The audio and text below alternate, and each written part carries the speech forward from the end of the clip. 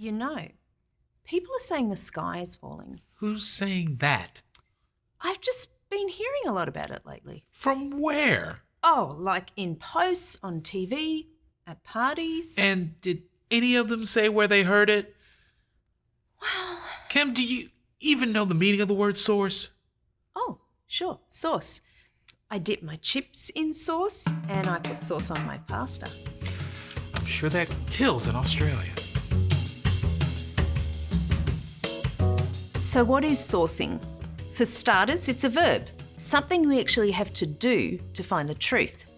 At World History Project, sourcing is yet another practice that helps us evaluate the stuff of history. It helps us understand things from the past, yes, but it also works on pretty much anything we encounter in books, online, on TV, in advertisements, and anywhere else where information claiming to be true is put in front of us. To state it most plainly, sourcing is the act of understanding who wrote a document and why they wrote it, and also where they wrote it and what was going on at the time. Well, sourcing is a pretty significant tool in our toolbox because it connects close reading, claim testing, and contextualisation, and is sometimes applicable to causation and comparison. So if sourcing is part of all those other practices, why do we make it its own thing? Easy. It's super important. Information, whether historical or new, doesn't become credible just because it was published, made into a film, discovered in an ancient temple, or literally etched into stone. Some person wrote or created it, and the more you know about that person, the more you can understand what they are saying. Just like claim testing, sourcing is a crucial skill that helps us think more critically about the information we read, see, and hear. For example, let's say you read an article claiming that cupcakes are really good for your health. Oh, great news! But that article happens to be written by the Consolidated Cupcake Corporation. Do you trust this article? Right, so that's 2 dozen red velvet cupcakes and cancel my order for vitamins. I don't need them anymore. Okay, fine. I suppose the Consolidated Cupcake Corporation may have its own reason for getting people to eat more cupcakes, so I wouldn't really trust the article. Now, if the Australian Medical Association authored an article about the overwhelming health benefits of cupcakes, I'd be lining up at the nearest bakery, to be healthy and all. It's simple, but still really important to teach. When we think about why someone wrote something and what their point of view and purpose might be, we are sourcing. An article about the health benefits of cupcakes, written by someone who wants you to buy cupcakes, might make you feel skeptical.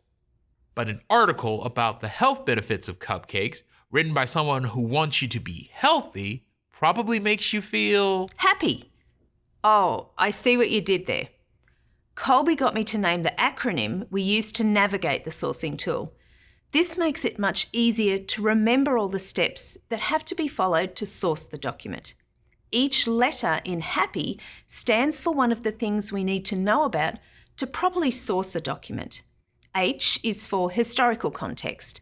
It helps us think about what was happening at the time this document was written. The A is audience. Who was it written for? The first P is for purpose. Why was it written? The second P is for point of view.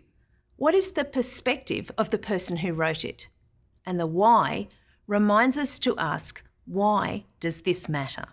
I really like this tool because sourcing is something we have to do all the time, and it makes it easier to remember all the different pieces of it. But sometimes my students get caught up with answering the questions on the tool, and they forget the bigger picture about why we source, how what we are reading relates to a bigger historical picture. It's not just about the who, what, when, and where, but also the why. That means, just like tools from the hardware store, this learning tool is a bit dangerous. Sourcing can feel procedural and even irrelevant if we don't continually connect our students back to the why. So really, you should be asking the why at every step. But that would spell hi, I, pi, why, which doesn't quite roll off the tongue. it's better to kind of wrap the why question around all the other steps. One of the best ways to have students source without losing sight of the big picture is to have an engaging central question that drives the process. That question can be a constant reminder of why we're sourcing in the first place. Great idea. For example, in one sourcing activity, students ask, to what extent can we trust an author who is celebrating their own accomplishments? In this case, they're analysing the writing of Augustus Caesar, who did a lot, but was also awfully proud of himself. Seriously, who puts his name on a salad? But this is a juicy question that could easily be applied to other historic figures, not just Caesar, as well as present-day people. Here's another question. Was slavery abolished because of moral, economic, or empathetic reasons? Engaging questions like this will make students eager to dive into the sources and analyse the rationale of the writer. These are examples from specific activities in the progression, and as you might expect, the course has a robust set of sources that students use to make their way through the sourcing tool and the progression. So, after we introduce the happy approach, we reinforce it. First with a focus on the HA, then the double P, and we think about the why all the way through. Students use a variety of sources from different places and times to practice this important skill. Remember though, we like to start out slowly because this does not become easy until students have had quite a bit of practice.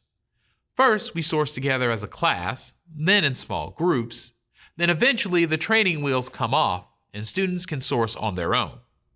We also have a bunch of primary source collections throughout the course if students need extra practice sourcing. These are not part of the progressions, but there's some good stuff there. Oh, and before I forget, I have a pro tip. When you teach this, you might notice how students always seem to be able to source really well when you give them stuff from today. You can give them a recent newspaper article and bam, they can source the heck out of it. You can even give them a meme from the internet, which is harder, and still they can usually work out where it came from. But turn back the clock to a time when information was only distributed on such ancient media as paper and ink, and they start to freak out for some reason. Usually it's never as hard as they feared it would be, but try to be patient with your students. And remember the first time you had to read a historical document written in not so recent English. So meet your students halfway if necessary. Sometimes you might translate a document into everyday language and then source it. Or let them start with present-day examples to help build their confidence. No one said being a historian was easy. No one said sourcing was easy. If it were, people on the news channels wouldn't be screaming at each other all the time. So, use the sourcing tool and don't worry. Be happy. I thought we talked about that ending. You talked about it. I was always fine with it. That song is from another millennium. It's timeless, Colby. Timeless.